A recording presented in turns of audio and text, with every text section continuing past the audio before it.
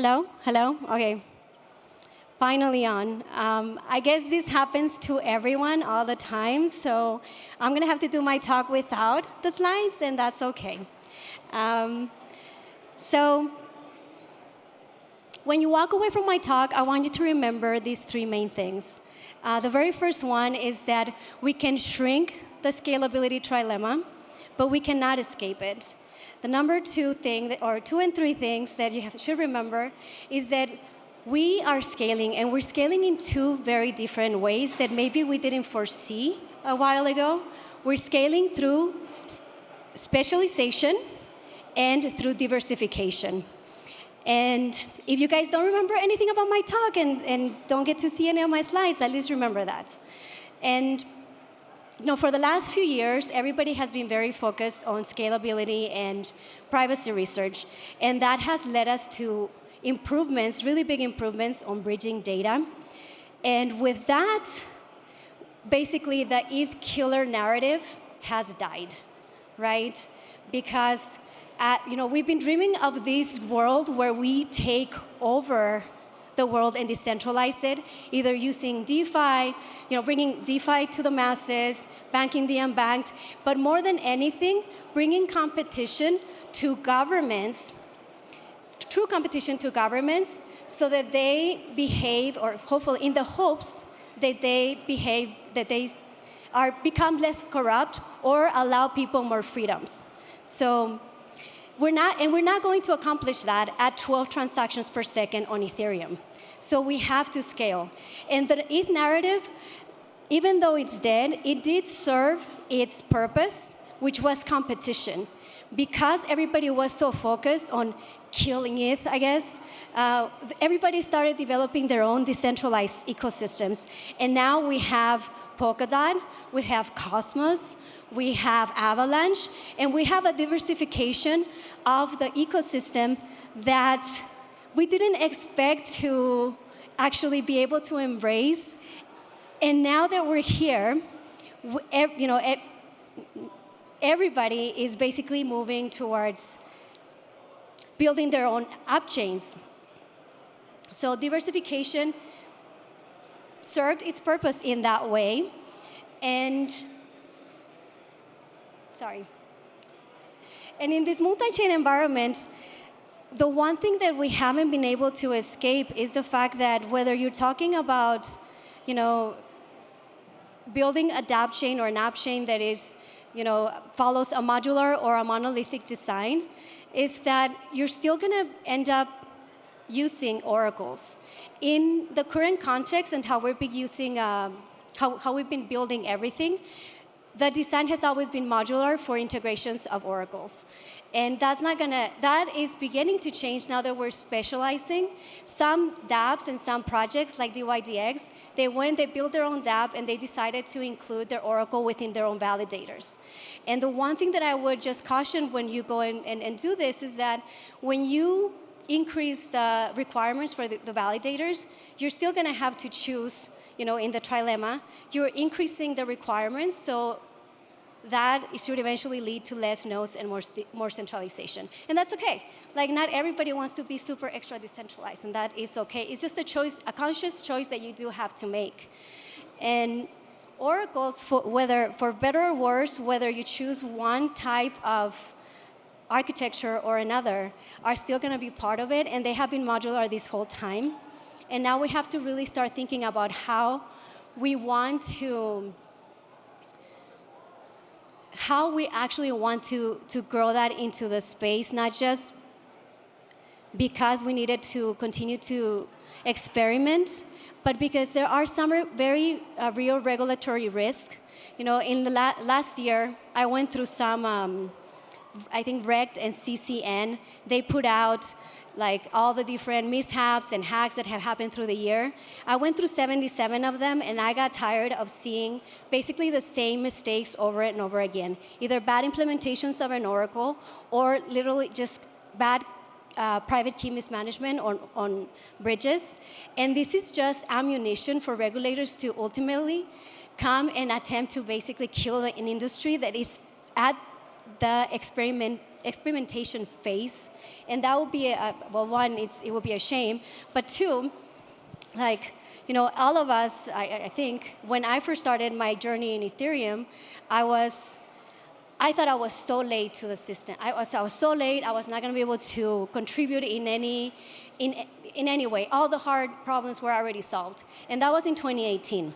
And then, that's in 2018. It's like Bitcoin kind of hooked me in. Ethereum and smart contracts really would you, and you're like, oh my God, how cool would it be that I can, deploy something on chain and make this contract do all of these cool things. And then, 6 years later, when you're paying a bunch of really high gas fees, you go back to the drawing board and you're like, maybe this is not the way that, I'm going to be able to scale my own protocol.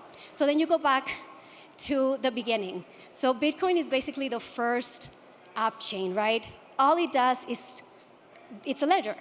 It's the first app chain. So now after, going all around and getting into the space through Ethereum, we're going back to the drawing board and thinking, how am I going to do this in a more efficient way? And that's because you pay a bunch of gas prices. And then once you start going into the weeds of how to actually build your own blockchain, then you start really going into research mode. And then you realize 6 years later that I feel like now that in 2018, when I felt that I was so late into the space, I was actually way too early.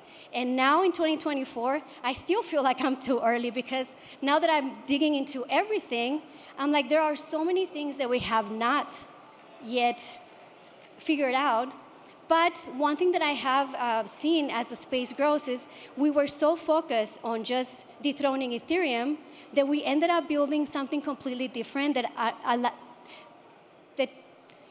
achieved the same goal, which was decentralization, and through diversification and specialization. And no matter what you're building, like if whatever chain you decide to build, there are some considerations that you're going to have to take when you're actually building this. The number one is when you're actually building a dApp chain or an app chain, whatever you guys want to call it, security and gas prices. You generally go and build your own thing because you want to maybe decrease gas prices and maybe some more other efficiencies. Maybe you want to be faster. But ultimately, having lower gas costs means that the cost to attack your network is lower as well. So I don't know if you guys saw the Levana protocol hack that happened, I think in late December or January of this year. And what ended up happening to them, they went to an app chain, and I think it's called Omega. I forget the name of the actual chain. But the way that their protocol was attacked was by DDoSing the actual chain. And so they couldn't get any updates on their Oracle system. So similar to what happened on Black Thursday, when ETH prices and gas prices just skyrocketed, and then nobody could update their oracles, and then there was a bunch of liquidations triggered. That was actually something that didn't happen, in my opinion, purposefully. It just happened. But now that we're moving into these dApp chains, that we're making it cheaper for people to attack the chains and through protocols through the chains, it's a risk that we have to start taking into consideration, and we have to be very mindful of how we build when that is a known risk. Because in the past, that was a mistake, that was an error, that was, a mishap. But now it's purposeful. Now people have the recipe, and it is the first one to experience it, but it's not going to be the last, especially since we're all moving to building to, I'm trying to keep my time. I'm sorry, guys. Since we're all building.